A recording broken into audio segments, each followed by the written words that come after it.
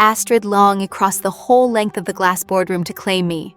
300 of the oldest money in the city seated between us under the centenary chandeliers. The entire Lang board and every name that mattered turned in their chairs. My own 4-year-old standing dark-haired and wide-eyed on the cold marble where she had wandered. And the woman's own mother on her feet, at the head of the table in the middle of having me thrown out of the building as a thief. Hi everyone! Thank you for staying with me. Subscribe so you don't miss the next episode. Stay close, stay connected. Astrid Lang, the coldest CEO in the city, and the one woman every soul in that tower had been raised to be afraid of, set down the founder's pen she had just been handed to sign the centenary charter, stepped away from the head of her own board, walked the length of 40 feet of black glass to the night archivist her mother had paid 4 years ago to disappear, and said the sentence that cracked a 100-year company down to its marble floor. That child on the floor is mine. I am going to tell you how a woman who mopped the glass of that tower at night ended up being claimed, with the daughter they had all sworn never existed, in front of the people who had been paid to keep her invisible. But you have to let me go back, because nothing about that gala makes sense until you understand the 4 years I spent raising a child whose other mother had been told I took the money and ran. If you want the uncensored, too hot for YouTube version of this story, the parts I cannot tell here, it is on my Patreon, link in the description. Tell us where you are watching from and subscribe. My name is Lena Cross and I read glass. Not palms, not tea leaves, glass. The real kind. The cold, flat panes that a city like this builds itself out of. The 40 floors of black mirror that the Lang Tower turns into the night sky. I am a night archivist, which is a polite way of saying I am one of the women who keeps a great glass tower clean and ordered after the daylight people go home. I file what they leave. I wipe down what they smudge. I move through 40 empty floors of reflection while the city burns cold and bright on the other side of the glass. Most of the people who do my work do it with a cart and a key card and a back of iron, and they do it beautifully. And the tower gleams in the morning and no one thinks of the night. I did all of that too. But I also did the other thing, the thing I have never once been able to put on a timesheet, the thing that made me, by 26, quietly the only person in that building who knew what really happened in it after dark. I can read glass. I do not know how else to say it so that it does not sound like a ghost story, and it is not one. Stand me in a dark office at night with the city behind the window and the room reflected faint in the pane, and I can read, somewhere behind my sternum in a place that has no name, the truth of what that glass has watched. Not the room, the thing the room thought no one saw. People forget the glass. They forget that a black window at night is a mirror, that the boardroom they are lying in is doubled in the pane behind them, that the empty office where they shred a thing they should not have is watched by 40 floors of patient reflection. I can stand where the night cleaner stands and read, off the cold surface of a pane, the shape of what happened in front of it, the deal struck wrong, the kiss that should not have happened, the document fed to the shredder by a hand that was supposed to be above that. Give me a dark tower and I can tell you who in it is lying. They cannot teach this. You either feel the glass holding the truth or you do not.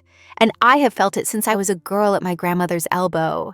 And it has made me, by 26, quietly extraordinary and just as quietly invisible, which in my experience are almost always the same woman. I want to show you the gift before I tell you what it cost, because otherwise it is only a claim. And I have spent my whole life refusing to be only a claim. Years ago, before any of this, I was the lowest night cleaner in a different glass tower, and one winter, a man on the 30th floor was quietly looting his own company, moving money in the dark, shredding the trail after the lights went down, certain that the cleaners were furniture. I wiped that floor every night, and one night, I stood at his dark window with my cart, and I read it off the glass, the shape of him at the shredder at 2 in the morning, the particular guilty hunch of a man destroying a thing, doubled impatient in the pain. I told a security guard what the glass had shown me. He looked at me the way you look at a woman with a mop, and he told me to mind my floors. And I stood there invisible, in an agony of knowing. And 6 months later, the fraud came out the slow public way these things do, And the guard told the story of how he had always thought something was off about the man. And no one ever knew that a night cleaner had read the whole crime off a black window an hour after it happened. That is the gift and that is the curse. The same woman, the same hour. I am right and I am invisible. And being right is worth nothing if you have made yourself too small to be believed when you say the glass has already seen it. My grandmother is the reason I can do it. And she is the reason you are going to believe the rest. So let me set her down properly. She raised me. My mother was a name on the back of a photograph and nothing more. And she had spent 50 years as a lady's maid, and then a window cleaner in the grand houses, and the first glass towers of this city. 50 years of being the woman in the room that no one in the room remembered was there. And somewhere in those 50 years of standing invisible by tall, cold windows, polishing the same panes the family lied in front of, she learned to read what the glass had watched.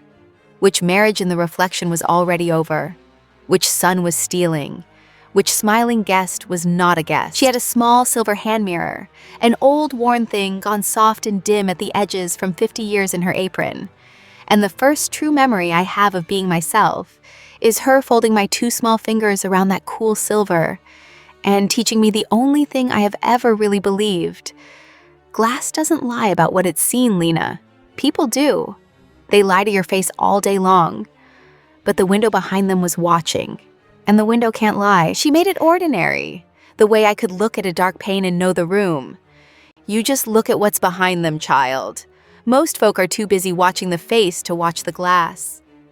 And I understand now that the ordinariness was the kindest, most protective thing she could have done. Because she had seen what powerful people do to a poor woman who is gifted out loud. She polished windows until her hands would not hold the cloth. And then she sat by the one window of our one room and got smaller. And the night before she died, she folded my fingers around the cool silver of that hand mirror, the way she had when I was small, and said, "People will spend your whole life telling you what you are, Lena. A cleaner, only a cleaner. The woman with the cart. Don't believe a word of it." When she died, I was 19. And the only thing I took from her one room was that worn silver mirror. And I have not worked a single night without it in my pocket for 7 years. Remember the mirror. It comes back, the way the truth always does. So that is the shape of me when the long name first reached down into my small life. The only person who could read the truth off the windows of a glass tower. And the cheapest and the most disposable. A woman who could see a crime in a reflection an hour after it happened, and had spent her whole life learning that the seeing was worth nothing, unless someone with a name decided to spend their own standing on it. I told myself I had made my peace with being right and invisible. I had not made my peace with anything. I had just gotten very good at looking like a woman who had. And then a night shift posting went up for an archivist in the headquarters of the most powerful company in the city. A quiet job filing and cleaning 40 floors of dark glass after the daylight people left. And I needed it the way you need a thing when you have a 4-year-old asleep in a rented room and 40 pounds left in the world. And I did not let myself read too closely whose tower it was until I had already signed. I have to tell you about my daughter now, before anything else, because she is the whole reason the rest of it costs what it costs. Her name is Juno, and she was 4 that winter. And she has dark hair like mine and pale ice blue eyes that are not mine at all. Blue, like a particular cold winter sky. Blue I had spent 4 years not letting myself think too hard about. And she is, the way every mother says, and the way it happens to be true, the best thing, the smallest part of my life ever made. I had her alone, in a rented room on a cleaner's wages, and I raised her alone, and I told no one in the world whose child she was. And because I worked nights and could not afford anyone to sit with her, more nights than I want to admit, she came to the tower with me, asleep in a quiet filing room with my coat over her while I worked the floors. She is the reason I signed the posting without reading it closely. She is the reason I'm brave enough to tell you any of this at all. The tower was called Lang, and the name was carved a foot high into the black granite over the lobby doors. And I did not let myself look up at it until I was already inside and already employed, badge clipped to my collar. And when I did look up and read the name cut into the stone, I had to put my hand flat against the cold glass of the door to keep from sitting down on the marble in front of the whole night security desk, the Lang Tower. I had carried my daughter across the city and signed my name to the one building in the world, with her other mother's name cut a foot high over the door. I want to be honest about the cowardice of the next hour, because I think you have had an hour like it. I did not turn around. I did the arithmetic that poor women do. 40 pounds, a 4-year-old, a posting already signed. And I told myself a tower is a big place, that a night archivist on the lower floors would never come within 100 yards of the woman whose name was on the roof. I was wrong, the way you are always wrong, because the universe that takes the trouble to carve a name over a door does not do it so you can avoid the name. The man who hired me, the only person at Lang who ever once treated me as though I were entirely real, was the head of night security, and his name was Mr. Brandt. He was past 60 and going quiet the way men do who have watched too many monitors for too many years. And he ran the dark hours of the tower from a desk of screens in the lobby while the daylight people slept. Not unkind, curious. And I told him, before I could stop myself, that the office behind us had been used after hours by someone who should not have had the key, and that you could read it off the glass if you knew how. He was quiet a long moment, and then he said, "My mother could do that." He did not laugh at me. He did the rarer thing. He believed me, the first week, before I had earned it. Remember Mr. Brandt? He is watching something for me the whole time, down at his desk of screens, and he does not tell me he saw it until the very last hour. I met Astrid Lang on my 9th night, and I had been so careful, and it happened anyway. The lift to the archive was out, and I took the executive stair, and she was coming down it in the dark with her coat over her arm, working late the way the truly powerful do, alone. And there is a turn in that black marble stairwell where two people cannot pass without one of them stopping. And I stopped, and I looked up, and 4 years fell away under me like a trapdoor. She had not changed the way I had changed. Power does not age a woman the way fear does. Ash-silver hair pushed back, pale skin, ice-blue eyes, Juno's blue, my daughter's blue, looking at me out of a stranger's cold face, a slim platinum watch on her wrist that I knew that I had watched her check 10,000 times in a life I no longer had. She looked at me the way you look at a member of the night staff you are waiting to let you pass. She did not know me. I had been the most important person in one autumn of her life, and she stood 18 inches from me on a dark stair and did not know my face. And I understood in that second exactly how complete the lies she had been told must have been, because you do not forget a face like that unless someone has worked very hard to bury it for you. I flattened against the cold marble and let her pass and did not breathe until her steps had gone down into the dark of the lobby. And then I sat down on the stair in the dark and shook, quietly, the way I have learned to shake so that no one can see it. She did not know me. I had spent 4 years building a life around the certainty that Astrid Lang had looked at a pregnant junior's ruin and her mother's money and made a cold, rich woman's choice. And she had just walked past the mother of her child with the clean, empty face of a woman who has been told a completely different story than the one that is true. I did not understand it yet. I only felt it, the way I feel a lie sitting wrong in a reflection, the wrongness of it, the sense that somewhere in the architecture of what had happened to me, there was a hand that had been busy in the dark, certain no one was watching the glass. I got up. I went back to work. I told myself I had imagined the wrongness. I had not. I never do. Now I have to take you back, because you cannot understand the cold woman on the stair until you have met the warm one underneath her. And there was a warm one 4 years ago, and I am one of perhaps 3 people alive who ever saw her. I came to Lang the first time at 22, not as a cleaner, as a junior in the records department, the one bright posting a girl from my part of the city ever gets, hired for a freakish memory and away with a tangled archive. And I was assigned, because the work was real, to the office of the heir herself, Astrid Lang, 28 then, already cold, already the woman the floor was afraid of, the daughter being forged into the next century of the company. The other juniors were terrified of her. I was not. And I have thought a great deal about why. And I think it is simply that I had been raised by a woman who read frightened people off of windows. And I could see from the first week that Astrid Lang was the most frightened person on the whole executive floor, and that the cold was not the absence of feeling, but a wall built very carefully around far too much of it. The thing that happened between us happened the way the true things do, slowly and then all at once and late at night over old records. She kept me back after the floor emptied because I was the only one who could find what she needed in the tangle of 100 years of the company's paper, and we worked in her glass office with the city burning cold below, and the room doubled in the dark windows.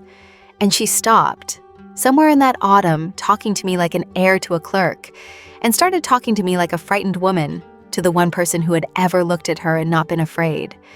She was 28, and I was 22, and we were both adults, and it was not the scandal her mother later built. It was the realest thing either of us had ever been allowed. She told me once, with her guard all the way down, that she had been raised to believe that being loved and being useful were the same thing, and that she had been useful her whole life and never once loved. And I held her hand in the dark of that office, with the whole cold city doubled in the glass around us. And her hand said the truest thing a frightened person's hand can say, which is please. Her mother is Cicely Lang, and I need you to see her clearly because she is the hand that was busy in the dark under everything that broke me. Cicely Lang is the chair of the board and has been for 30 years. Not the face of the company, the spine of it, the woman who actually decides which name goes on which door and which inconvenient person is quietly removed. She had built her cold daughter into the jewel of the dynasty, the heir, the next 100 years, and she had a match already chosen for that daughter, a suitable merger marriage to a polished alpha from a banking family called Verena Sterling, the kind of alliance that doubles a fortune. And then her frozen jewel of a daughter thawed in one autumn for a records clerk from the wrong part of the city with no name and no money and nothing worth carving anywhere. And Cicely Lang did what people like Cicely do to inconvenient weather. She did not rage. People like the chair never rage. She simply, quietly, with the full machinery of a 100-year company in her hand, set about making me disappear in a way that would leave her daughter's cold intact and her dynasty's story clean. Here is how she did it, and I did not know the half of it until the very last hour in that glass boardroom. There was money missing from a discretionary account, a small sum, moved and returned. The kind of thing that happens in a big company and means nothing. Cicely Lang took that nothing and built the cruelest forgery I have ever been near, a record showing that I had taken it, a clean trail of a theft I never committed, laid in my name by someone with the access to lay it cleanly. They brought me into a glass room with 3 faces in it, and the chair's machine all around me, and they told me with great regret that there was a discrepancy and proof, and that for the good of everyone, for the good, they said, of Ms. Lang, whose name would otherwise be dragged through it, I would sign a quiet resignation, take a settlement already drawn in my name, and be gone by morning with no charges and no reference. I was 22. I had no one. The proof on the table was good enough to ruin a girl with no name and no money and no one to believe her. And that is all a forgery has to be. I did the one free thing left to me. I tore the settlement check in half on that glass table in front of the 3 faces, because if they were going to call me a thief, I would not let them also make it true. And I walked out of the Lang Tower into the cold with my grandmother's silver mirror in my pocket. And nothing else. Too proud to be bought. And I did not yet know I was carrying her child. I left without seeing her. That is the part that took me 4 years to forgive in myself. I was so certain, so young, and so poor, and so certain that Astrid Lang must have known that a record could not be built in her own company without her hand in it, that her silence could only mean she had chosen the dynasty and let them throw me to it. So I did not go to her. I got on a night bus in the cold, and I left. And 3 weeks later, in a rented room across the city, I learned that the autumn had left me something her mother could not tear up. And still, I did the proud, poor thing. I wrote her one letter. One. I told her about the child. I sent it to her office, and I waited, and no answer ever came. And I took the silence as the last word. And I raised my daughter believing her other mother had read the news of her and chosen again the cold. Because here is what I did not know, what I did not learn until the worst and best night of my life. The letter never reached her. A woman who will forge a theft will certainly open a letter. My one letter, my child, my whole proud, heartbroken news, went into Cecily Lang's hand and never came out of it. And what came out instead was the story they told my daughter's other mother and let her believe for 4 years. They told Astrid that I had confessed, that the theft was real, that I had taken the settlement and signed and vanished without a word. A thief who had used her, who had taken the money and run and never looked back. They let the coldest, most frightened woman in the company believe that the one person who had ever read her right had been a liar the whole time. They did not just steal my name and my child from me. They stole me from her and replaced me with a thief, and let her grieve the thief for 4 years, while never once telling her there had been a child and a real woman under all of it. That is what I walked back into under the carved name, with the child asleep in a filing room. I just did not know it yet. So I went back to work the morning after she passed me on the stair without a flicker. And I did the thing poor, proud women do, which is I got very good, very fast at a job in a place that did not know my history. I worked the dark floors of the Lang Tower and read its windows and filed its archive. And almost no one above the night desk knew my name. And that suited me. That was the old bargain of being right and invisible I had been making my whole life. What I had not reckoned on, what you can never reckon on, was that the building itself would betray me, because you cannot work the night floors of a glass tower for long without the glass beginning to show you the very thing you came there to outrun. I read things off those windows I did not want to read. I read the rival, Verena Sterling, in a dark 38th floor reflection, leaning too close to a board member with a folder she should not have had. And one night, very late on the executive floor, I read something off Cecily Lang's own dark office window that stopped my breath in my chest. And I will tell you what it was, but you have to wait because I did not understand it yet either. The months that followed were the slowest and most dangerous of my life, and the danger was not what you would think. The danger was that the warm woman was still in there, under the cold one and under the lie, and that working nights in the same tower as someone is its own terrible intimacy. The building emptied down to the two of you and the security desk, and that I had loved her, and that I am not made of stone no matter how hard a poor woman learns to look like she is. She started working later.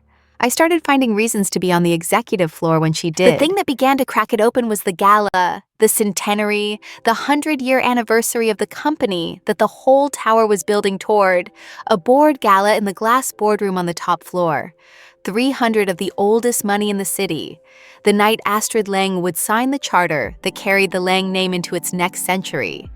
And the night her mother intended to announce, in the same breath, the merger marriage to Verena Sterling.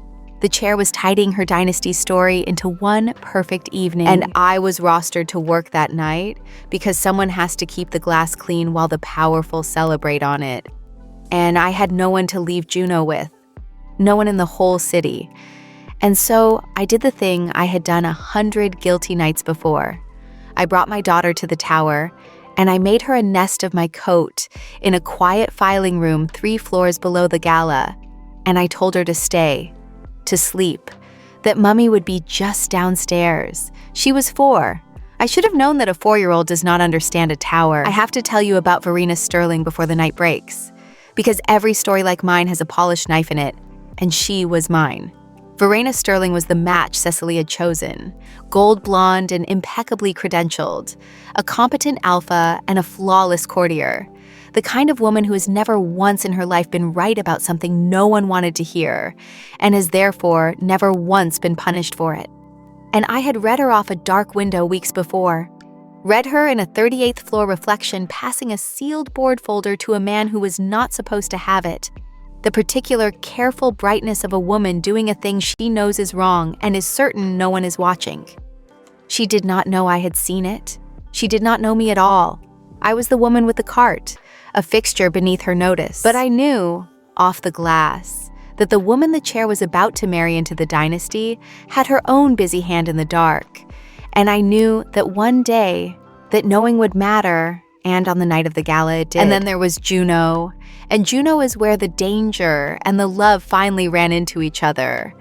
Because a 4-year-old does not understand a tower. I had her 3 floors down in the filing room, asleep under my coat, and I went up to work the glass of the gala floor before the guests arrived. And I was gone 20 minutes. And in those 20 minutes, my daughter woke in a strange dark room without me and did the thing a frightened child does. She went looking for her mother. She got into the executive lift. The doors were propped for the caterers, and she rode it up, and she came out, small and dark-haired and pale-eyed in her sleep shirt, onto the top floor of the long tower, into the bright glass boardroom where 300 of the oldest money in the city were taking their seats for the centenary. And she walked across that cold marble looking for me. And she stopped, lost, in the open space at the head of the room, directly in front of the head of the board, directly in front of Astrid Lang.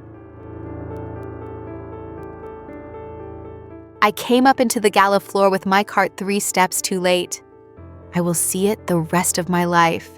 The whole glittering room gone still, 300 faces turning, and in the open space at the head of the table my daughter, dark-haired and ice-eyed, lost and blinking in the light, and Astrid Lang half risen from the head of her own board, the founder's pen forgotten in her hand, staring down at a 4-year-old she had never met, with her own pale blue eyes, looking back up at her, out of a small dark-haired face. The whole room followed that look. You could hear it move through them, the arithmetic, the impossible sum, the ice blue eyes, and the ice blue eyes. And Cicely Lang, who had built 4 years of careful lie and was watching it threaten to come apart in front of the entire board, rose calm as cold water at the head of the table and reached, the way she always reached, for the version that kept the dynasty clean. She moved fast, the chair, the way the powerful move when the floor opens under them. "Whose child is this?" she said, not warm, scanning the room. And then her eyes found me, found the night archivist frozen at the edge of the gala with her cart, and I watched her decide in one cold instant to use the lie one more time. "You," she said, and the whole room turned to the woman in the cleaner's coat. "This is the night staff. She has brought a child into a board function. And worse, I'm afraid this is a woman with a history in this building, a prior matter of theft, quietly resolved." She turned the weight of 300 of the oldest names in the city onto me, and named me a thief in front of all of them, and reached for her phone, and I felt the old pull to go small, to take my daughter and disappear the way I had always disappeared. And then I looked at Astrid's face, and I looked at my daughter, lost on the cold marble, and something in me that had been pressed down for 4 years pressed back. I did not shout. I have never once in my life been able to afford to shout. I crossed the marble to my daughter and I picked her up and I held her on my hip. And I turned to the head of the table, to the chair, to Cicely Lang, and I said, in the steady voice my grandmother used to read a whole room, its hardest truth, "Before you have me removed, I'd like to say one thing out loud.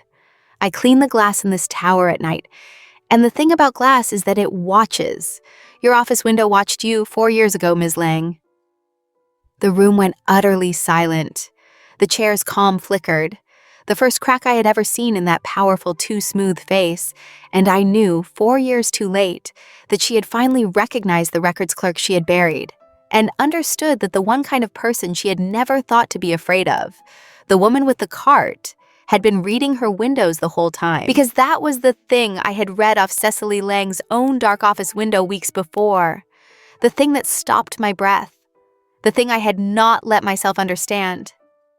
I had stood at her black pane one late night and read, off the cold glass, the shape of the chair at her own private safe, taking out a thin old file and a single unopened letter, holding the letter a moment, and feeding neither to the shredder but locking them both away again, the particular careful motion of a person preserving the evidence of their own cruelty because they are too certain of their own power to destroy it.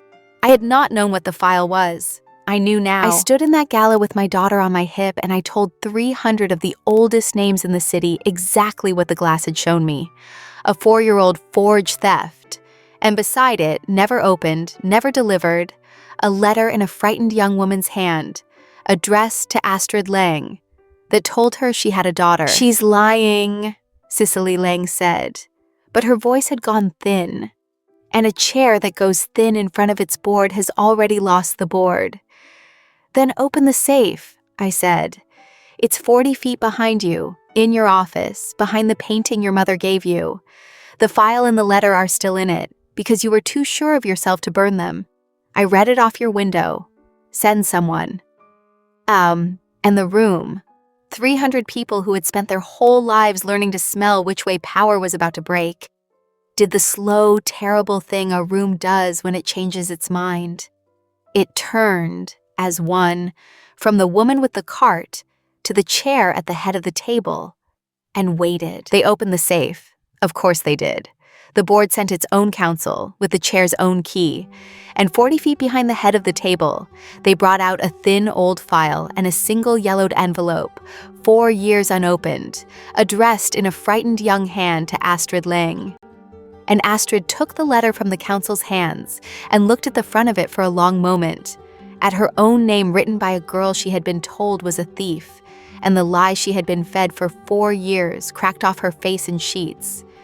"Is it true?" she said, not to the room, not to her mother, but to me, across 40 feet of black glass, in a voice gone wholly to pieces.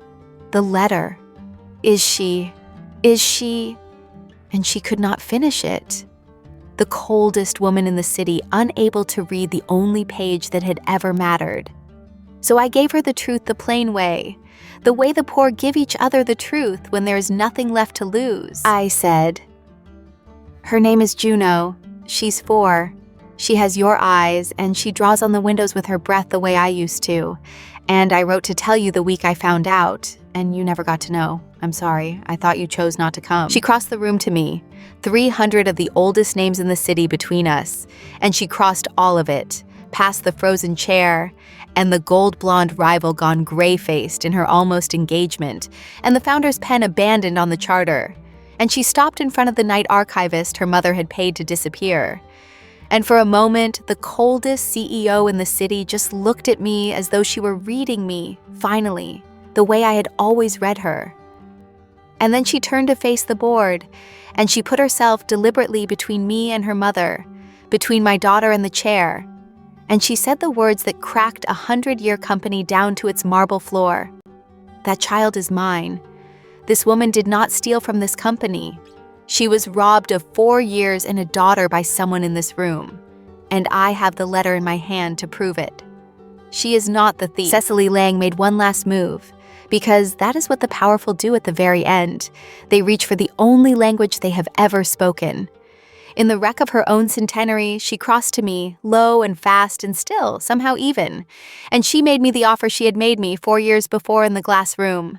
A number, a large one, a settlement, a cheque to be drawn in the morning if I would only take the money and the child and go quietly and let the 100-year story stay clean. She held it out to me in front of the ruin of her own gala, still certain even now that a woman with a cart has a price, because she had never once in her life met one who did not. And I did the thing I had done at 22, the one free thing, except this time I was not alone and not unproven and not afraid. I did not even raise my voice. I said, "I tore the first one in half on a glass table 4 years ago, and I have never once regretted being too poor to be bought. Put it away. You don't have enough." And then it was over. The way these things are over, not cleanly but completely. The machine that had been certain of itself for 100 years, simply unable to keep running once the truth had been read aloud off its own windows in its own boardroom by the one person it had been most careful to keep invisible. The board would spend months on it. The forged theft, the buried letter, the chair who had done it all to keep a daughter cold and a dynasty clean. And Verena Sterling's golden merger came apart the slow public way these things do, and Cicely Lang's 30-year grip on the company ended not in rage, but in the quiet ruin of a woman whose own daughter had said open the safe in front of the entire board. But I did not stay to watch the machine grind itself down. I was watching the only thing in that glass tower I had ever cared about. I was watching Astrid Lang lower herself onto one knee on the cold marble in front of a dark-haired 4-year-old, her gala coat pooling around her, her face wholly undefended, and say, in a voice I remembered from one warm autumn a lifetime ago, "Hello, my name is Astrid. I'm told you draw on the windows with your breath." So did I, when I was small. And Astrid Lang laughed. An actual laugh, a startled, unpracticed sound she seemed half embarrassed to make, the same sound I had heard exactly once before, in a glass office 4 years ago. And it broke and went to something else halfway out. And she said, "I think you have mine, actually." And she looked up from her knee across the marble to where I stood with my grandmother's silver mirror warm in my pocket. And there was no cold left anywhere in her face. None. And I understood that I was looking at the warm woman again. The real one, finally and permanently thawed by the only thing that had ever reached her. And I crossed the last of the cold glass floor to my family. We left the Lang Tower that night through the lobby doors under the carved name, The Three of Us. And the name did not mean what it had meant when I walked under it with a badge and a secret. And a child asleep in a filing room. Astrid carried Juno, who fell asleep against her shoulder before we reached the cold street, dark head on a silver gray coat, and Mr. And I looked at the sleeping weight of my daughter on her mother's shoulder, and the woman I had loved and grieved and got back. And I said, first. It was always going to be the first. It took a long time after that. The board, the inquiries, the slow unbuilding of a chair's 30 years, the careful public clearing of a name that had been forged into a thief and was at last my own again. Astrid did not go back to being cold. The cold, it turned out, had never been hers, only a thing built around her by a mother who needed her useful. And once it was gone, it did not come back. She learned her daughter the way you learn a language you were born knowing and were never taught. The dark hair, the ice blue seriousness, the way Juno breathes on every window she passes to draw in the fog of it, which is mine, which is my grandmother's, which is 4 generations of women who learned to read the glass because no one would let them be seen any other way. And some nights, late, the two of us stand at a tall, dark window with the cold city below, and the room doubled in the pain. And I show her how to look past the face to the glass. And it is the truest thing I know. And it is ordinary now, which is the miracle. I kept my grandmother's silver mirror. I want you to know that. Through all of it, the ruin and the 4 years and the rented room and the walk back under the carved name and the night in the boardroom, I kept the one cool thing she ever put in my hand. And I read every dark window and every lying reflection of my whole life off it. And it was in my pocket the night I finally read the truth aloud off a tower built to keep me invisible. My grandmother stood unseen by tall, cold windows for 50 years and was never once thanked in stone. And she taught a dark-haired girl to look past the face to the glass. And she told her the only thing that turned out to be true all the way down, that glass does not lie about what it has seen, that the window behind the powerful is always watching, and that your one job, the whole of it, is to be quiet enough and brave enough to read what it shows you and say it out loud before the lie can be sealed in a safe and called the truth. So that is how a woman who cleaned the glass of a tower at night ended up being claimed, with the daughter they had all been told never existed, in front of the people who had been paid to keep her invisible. People will spend your whole life telling you what you are. A cleaner, only a cleaner. The woman with the cart, the night staff, the thing best removed by security before it spoils the gala. Do not believe a word of it. Somewhere there is a dark window that watched the powerful do the thing they were sure no one saw, and you may be the only one in the building who knows how to read it. Be quiet enough to see it. Be brave enough to say it out loud. Tear the cheque in half. Glass doesn't lie about what it's seen. And being right is not enough, and being believed is not enough. But being right, and believed and unafraid, all three, in the same room at the same hour, that is everything, and it is worth every year it costs you to learn to read it. That night, in the quiet, after Juno was finally asleep between us with her warm handprints still drying on the dark window, Astrid took out the letter at last.